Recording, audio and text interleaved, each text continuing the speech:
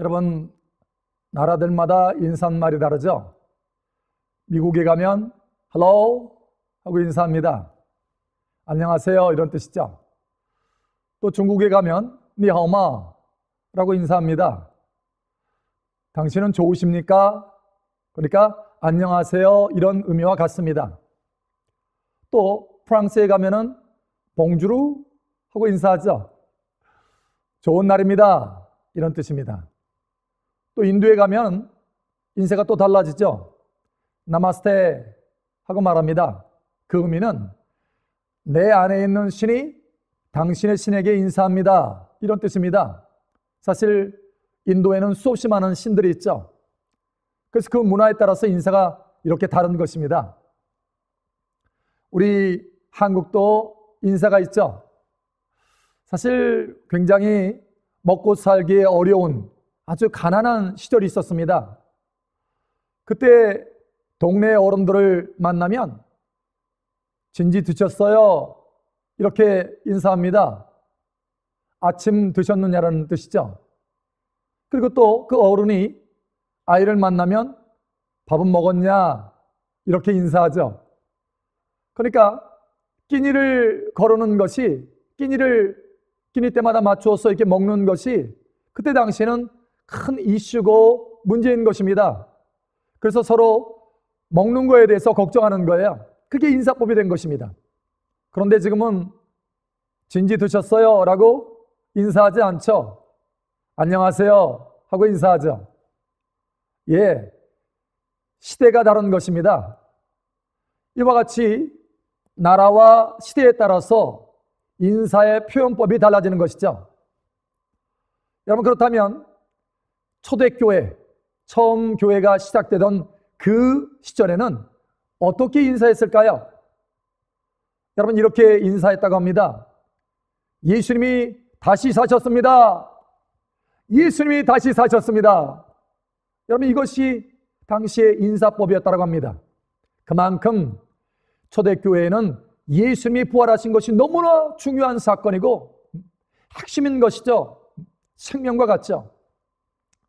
여러분, 그래서 사실 처음에 사도행전에 보면 사도행전 1장에 가룟 유다 대신에 12명의 사도 가운데 한 사람이 들어가야 되는데 그 한 사람을 선택할 때 예수님의 부활을 증거할 사람을 택하자 이렇게 말합니다.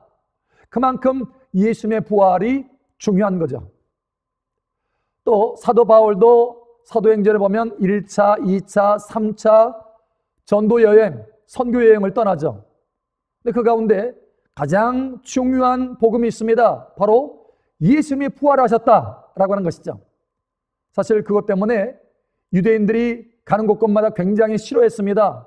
왜냐하면 유대인에 의해서 예수님이 십자가에 죽으셨지 않습니까? 그런데 그 예수님이 부활했다고 하니까 굉장히 싫어하는 거예요. 그래서 이 사도 바울을 잡아서 죽이려고 하는 것입니다.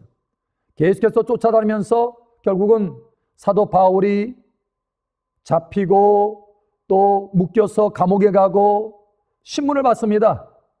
근데 그 신문의 자리에서도 사도 바울이 말합니다. 내가 이렇게 신문을 받는 까닭은 부활의 소망 때문이다. 예수님의 부활 때문이다 하면서 담대히 예수님의 부활을 증거합니다. 그만큼 예수님의 부활은 중요한 것이었던 거예요. 여러분, 그렇게 부활하신 주님이 이 시간 저와 여러분과 함께 하십니다. 그 부활의 주님이 오늘 저와 여러분들에게 주기를 원하시는 것이 있습니다. 바로 예수님이 부활하신 후에 제자들에게 주신 세 가지입니다. 그 세 가지 선물을 오늘 이 시간 저와 여러분들에게 주시기를 원하신다라는 거예요. 이 세 가지 선물을 통해서 여러분의 삶에 놀라운 변화와 승리가 있기를 축복합니다. 첫 번째는 평강입니다.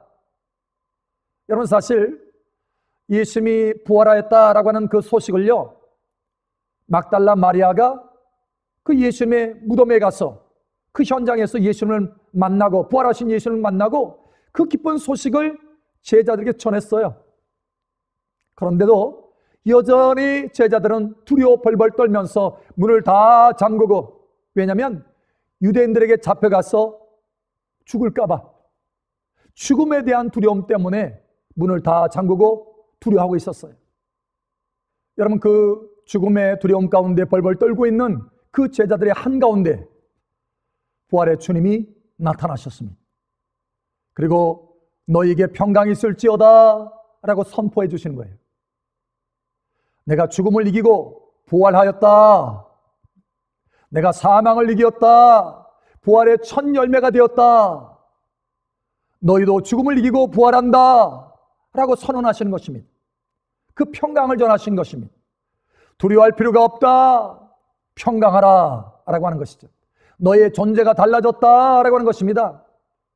여러분, 사실 애벌레가 여러분 나뭇잎을 갉아먹으면서 기어다니지 않습니까? 보기에 징그럽죠. 보기에 좋은 모습은 아니죠. 그런데 이제 탈바꿈을 합니다. 그러고 나서 아주 아름다운 나비가 되죠. 그리고 기어다니는 나비가 아니라 날아다니는 것입니다. 기어다니는 존재에서 전혀 다른 날아다니는 존재로 바뀌어진 거예요. 다른 존재가 된 것입니다.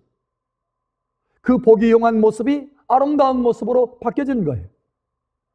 여러분, 애벌레에서 나비로 달라지는 것보다 예수님의 부활로 인해서 저와 여러분이 달라진 것이 상상할 수 없는 모습으로 달라진 것이다라는 거예요. 차원이 다른 달라짐이라는 것입니다. 그래서 하나님의 말씀에 새로운 피조물이 되었다 이렇게 말씀합니다.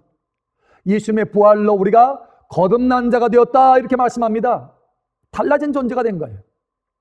그래서 예수님께서도 이렇게 말씀하신 장면이 있습니다.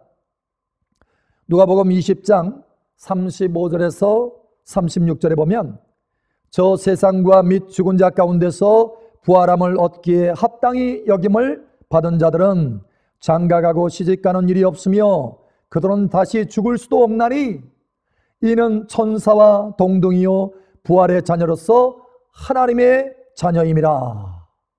부활의 자녀가 되었다. 하나님의 자녀는 부활의 자녀다. 다시 죽을 수도 없다라고 하는 것입니다. 그러니 죽음을 두려워할 이유가 없다라는 거예요. 평강하라 라고 말씀하시는 것입니다. 여러분, 이 평강이 제자들에게 가득 채워졌어요. 그래서 더 이상 죽음을 두려워하지 않게 되었습니다. 그리고 담대히 예수님의 부활을 증거하는 사람들이었습니다. 여러분, 12명의 그 사도들은 하나같이 하나님의 평강 가운데 담대히 복음을 증거하며 순교하는 자리에까지 다 나아갑니다. 그 중에 도마라고 하는 사람이 있죠. 의심이 많은 도마. 그러니 그만큼 두려움도 많은 것입니다. 그런데 이 사람이 담대한 믿음, 그 속에 가득한 평강을 가지고 하나님의 복음을 증거하러 저 인도에까지 갑니다. 여러분, 제가 인도의 남부에 선교를 갔을 때 첸나이를 가게 되었습니다. 그 첸나이에 가니까 거기에 현지 목사님이 저를 인도하는 거예요. 목사님, 제가 도마가 순교한 장소를 보여드리기를 원합니다 하면서 이끌어가는 것입니다. 거기에 도마를 기념하는 교회가 세워져 있더라고요. 여러분, 도마가 그 두려움이 많고 의심이 많았던 이 도마가 거기까지 와서 순교하기까지는 그 속에 가득한 하나님의 평강이 있었기 때문에 그렇습니다. 여러분, 그 평강이 이 시간 여러분 속에 가득 채워지기를 축복합니다. 예수님이 주시는 이 평강은 세상이 줄 수 없는 평강이요, 부활의 소망의 평강이요, 이 세상의 모든 사망과 사망에 속한 것들을 이기는 평강이요, 환경을 이기는 평강이요, 우리의 모든 고민과 불안함을 이길 수 있는 평강인 것입니다. 이 평강이 여러분 속에 이 시간 부어지기를 축복합니다. 주님께서 우리에게 이 시간 말씀하십니다. 너에게 평강이 있을지어다. 여러분, 두 번째로 주님은 우리에게 사명을 선물로 주십니다. 여러분, 오늘 주님이 본문 가운데 우리에게 이렇게 말씀하시죠. 요한복음 20장 21절에 예수께서 또 이르시되 너에게 평강이 있을지어다. 아버지께서 나를 보내신 것 같이 나도 너희를 보내노라. 예수님이 보내신다라는 거예요. 우리의 삶의 현장에, 우리의 가정에 우리를 보내시고, 우리의 일터에 우리를 보내시고, 우리의 기업에 우리를 보내시는 것입니다. 우리의 삶의 현장에 주님께서 보내시는 거예요. 왜 우리가 우리 가정에 세워져 있습니까? 이유가 한 가지입니다. 예수님께서 보내셔서 세워주셨기 때문에. 왜 우리가 일터에 그곳에 있습니까? 예수님께서 보내셨기 때문에. 왜 그 환경과 그 상황 가운데 있습니까? 왜 그 땅에 있습니까? 예수님께서 보내셨기 때문에 그렇습니다. 여러분, 예수님께서 보내신 것입니다. 이 사명의식이 있는 사람과 없는 사람의 삶은 천지차이입니다. 여러분, 두 사람이 교회 건물을 건축하는 벽돌을 쌓고 있습니다. 한 사람은 사명의식이 있는 사람이고 한 사람은 그것이 없이 그저 벽돌을 쌓는 사람입니다. 여러분, 이 사명감을 가지고 벽돌을 쌓는 사람은요, 태도가 다릅니다. 그 눈빛이 다릅니다. 그 손길이 다릅니다. 주님이 나를 이 교회를 건물을 세울 수 있도록 벽돌을 쌓는 이 놀라운 영광스러운 일에 참여하게 하셨다. 나를 이곳에 세우셨다. 그 사명의식을 가지고 그 벽돌 하나를 놓을 때는 정성을 가지고 놓게 되는 거예요. 감격을 가지고 놓게 되는 것입니다. 하나님 앞에 찬양하면서 놓게 되는 것입니다. 그런데 이 사명의식이 없는 사람은요, 그저 그것이 노동입니다. 먹고 살기 위해서 하는 힘든 일인 거예요. 그 속에는 즐거움이 없습니다. 기쁨이 없습니다. 그저 힘든 노동인 거예요. 여러분, 사명, 다시 말하면 노동을 뛰어넘어서 사명이 여러분 속에 있기를 예수님 축복합니다. 사명이 있을 때는 우리의 삶이 달라진다는 거예요. 오늘 주님께서 다시 한번 우리에게 말씀하십니다. 아버지께서 나를 보내신 것 같이 나도 너희를 보내노라. 여러분, 이 사명의식을 가지고 행하시면 담대한 믿음을 가질 수 있습니다. 하나님이 함께 하신다고 하는 담대한 믿음을 가지고 행할 수 있습니다. 제가 국내 집회를 다니고 또 해외 선교 집회를 다닐 때요, 때로는 마음에 염려가 올 때가 있습니다. 그러면 그때 깊이 하나님 앞에 나아가 기도합니다. 기도하고 또 기도하고 또 기도하고 기도의 분량이 채워지면요, 하나님의 감동이 몰려옵니다. 내가 너와 함께 갈 것이다. 내가 너를 보내는 것이 아니냐. 내가 너와 함께 할 것이다. 이런 감동을 막 주시는 거예요. 그러면 내 속에 담대한 믿음이 세워집니다. 그리고 그 담대한 믿음으로 나아가면 함께 하시는 하나님이 역사하시는 거예요. 차원이 다르게 됩니다. 여러분, 사명을 의식을 가지고 행하시기 바랍니다. 또 이 사명의식을 가지고 행하면요, 하나님의 공급이 계속해서 풀어지기 시작합니다. 하나님의 보호하심이 나타납니다. 예수님께서도 말씀하셨잖아요. 나를 보내신 이가 나와 함께 하시도다. 예수님은 이 사명의식을 가지고 이 땅에서 행하신 거예요. 그래서 이 사명 가운데 행하시기 때문에 보내신 하나님 아버지께서 항상 함께 하시고 모든 초자연적인 권세와 능력과 하나님의 기름 부음들을 공급하여 주셨다는 거예요. 하나님의 손길을 함께 하시고 역사하여 주셨다는 거예요. 이것이 예수님의 고백입니다. 그래서 그 고백대로 우리에게 말씀하시는 거예요. 아버지께서 나를 보낸 것 같이 나도 너희를 보내노라 라고 하는 거예요. 그러니 나도 너희와 함께 할 것이다 라고 말씀하시는 것입니다. 나를 보내시니가 나와 함께 하시도다 라고 말씀하신 것처럼 내가 너희를 보냈으니 내가 함께 할 것이다 라는 거예요. 마태복음 28장에도 말씀하지 않습니까? 볼지어다 내가 세상 끝날까지 항상 너희와 함께 있으리라. 예수님이 그렇게 약속하시는 거예요. 보내셨으니까. 여러분, 이 사명의식을 가지고 있으면 주 예수님이 명확하게 함께 하시는 것입니다. 그 믿음을 통해서 역사하시는 거예요. 공급이 끊임없이 부어지게 되는 것입니다. 하나님의 놀라운 능력들이 부어지게 되는 거예요. 하나님의 지혜가 부어지는 것입니다. 그 사명을 감당할 수 있도록 말이죠. 여러분, 사명의식을 가지고 행하시는 이 시간 되시길 바랍니다. 오늘 이 부활의 주님이 우리에게 오셔서 바로 그 사명의식을 회복하여 주시길 원하십니다. 여러분, 요나를 보십시오. 사명을 이루니까요, 하나님의 보호하심과 공급도 끊어집니다. 그래서 큰 풍랑을 만나잖아요. 자기만 어려움을 당하는 것이 아니라 주변의 사람도 어려움을 당하잖아요. 사명을 잃어버리면 그렇습니다. 여러분, 우리 한 사람 한 사람은 다 하나님의 보내심을 받은 사람들입니다. 이 땅에 이유 없이 사는 사람 없습니다.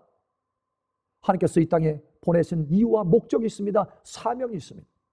오늘 이 시간 그 사명이 회복되기를 축복합니다. 마지막 세 번째로 성령을 주십니다. 성령을 선물로 보내주셔요. 여러분, 사실 예수님이 우리에게 가장 주기를 원하시는 것이 뭐냐? 바로 성령이십니다. 성령님은 부활의 영이십니다. 살리시는 영이에요. 그래서 로마서에 이렇게 말씀합니다. 로마서 8장 11절에 예수를 죽은 자 가운데서 살리신 이의 영이 너희 안에 거하시면 그리스도 예수를 죽은 자 가운데서 살리신 이가 너희 안에 거하시는 그 영으로 말미암아 너희 죽을 몸도 살리시리라. 예, 부활의 영이세요. 예수님은 이 성령님을 우리에게 보내주시기를 그렇게 원하셨습니다. 그래서 요한복음 14장 16절에서 17절에 보면 이렇게 말씀합니다. 내가 아버지께 구하겠으니 그가 또 다른 보혜사를 너에게 주사 영원토록 너희와 함께 있게 하리니 그는 진리의 영이라 세상은 능히 그를 받지 못하나니 이는 그를 보지도 못하고 알지도 못함이라. 그러나 너희는 그를 아나니 그는 너희와 함께 거하시며 또 너희 속에 계시겠습니다. 예, 우리와 함께 계시고 우리 속에 계신대요. 그것도 영원히 함께 하신다라는 거예요. 얼마나 놀라운 은혜입니까? 근데 주님은 바로 이 성령의 은혜를 우리에게 부어주시기를 원하시는 거예요. 그런데 한 가지 과정이 있습니다. 반드시 예수님께서 십자가에 죽으시고 피를 흘리시고 죽으신 다음에 부활하셔서 우리에게 성령을 주실 수 있다고 하는 거예요.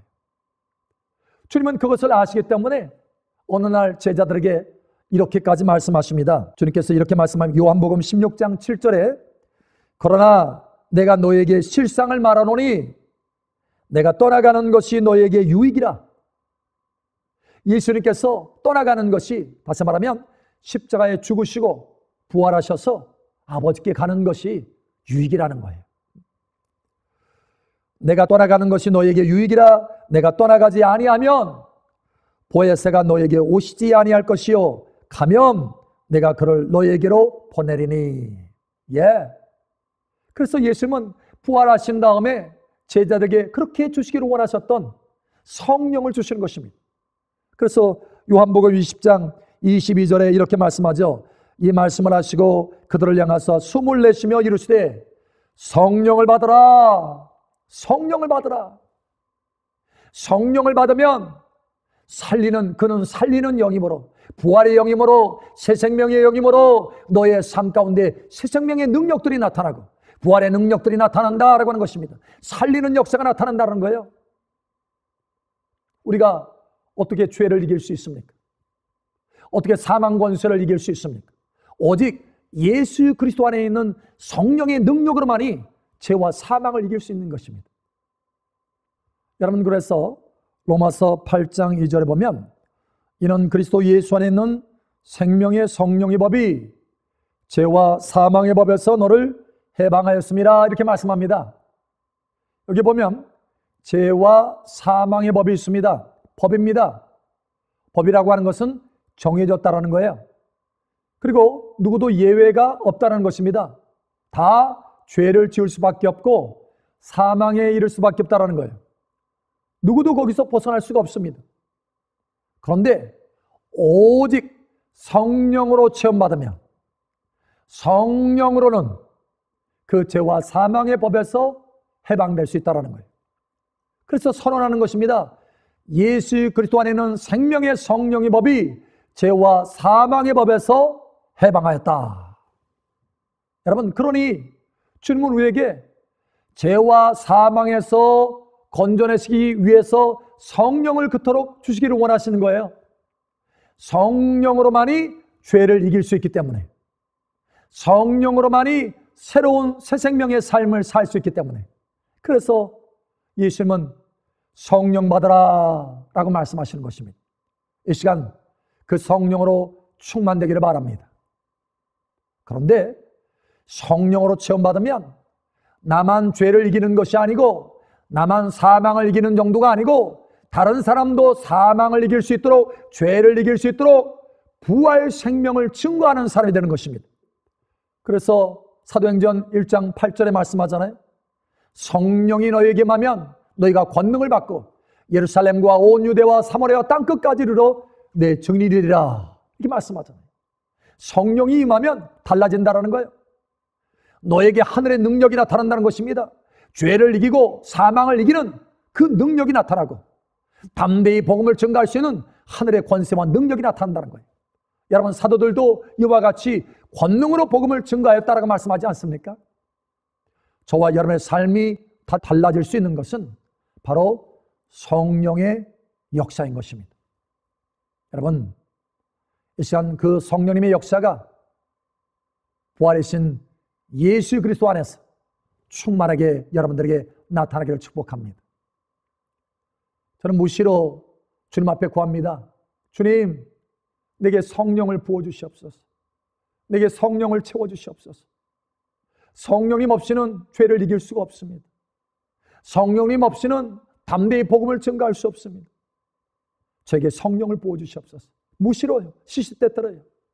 그래서 성령님으로 체험받고 성령의 권세와 능력으로 행할 수 있도록 주님 앞에 그렇게 구하고 기도하는 것입니다. 달라지는 것입니다. 나만 사는 것이 아니라 다른 사람을 살릴 수 있습니다. 여러분, 성령으로 체험받으면 여러분만 사는 것이 아니라 여러분의 가정이 삽니다. 여러분의 이웃이 삽니다. 여러분이 만나는 사람이 삽니다. 그러니 주님이 그토록 성령을 우리에게 부어주시기를 원하시는 것입니다. 여러분, 부활의 주님이 우리와 함께 하십니다. 지금 부활하신 주님이 여러분 곁에 서 계십니다. 여러분 앞에 계십니다. 여러분과 함께 하십니다. 그리고 부활의 선물을 주시기를 원하십니다. 하나님의 놀라운 평강, 부활 소망의 평강을 주시기를 원하십니다. 사망을 이기는 그 부활의 평강을 주시기를 원하십니다. 뿐만 아니라 사명을 주십니다. 아버지께서 나를 보내신 것 같이 나도 너희를 보내노라. 너의 삶의 현장에, 너의 가정에, 너의 일터에 내가 너를 보내노라. 사명을 주십니다. 뿐만 아니라 그 사명을 감당할 수 있도록 성령을 부어주십니다. 저와 여러분들이 죄와 사망을 이기고 그 사명의 놀라운 은혜를 맡겨주신 그 일들을 이룰 수 있도록 성령을 부어주십니다. 이 시간 부활의 세 가지 선물, 평강과 사명과 성령으로 가득 채워져서 승리의 삶이 여러분의 삶 가운데 나타나기를 예수님의 이름으로 축복합니다.